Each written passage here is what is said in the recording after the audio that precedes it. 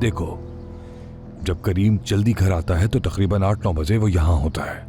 एक बात याद रखना, यहाँ हर तरफ कैमरे लगे हुए हैं। मास्क लगाए बगैर अंदर मत जाना।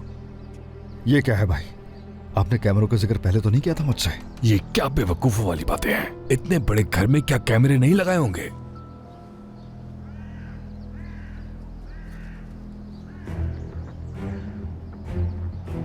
आपको पैसे बढ़ाने होंगे, यहाँ मेरी जान को खतरा भी हो सकता है।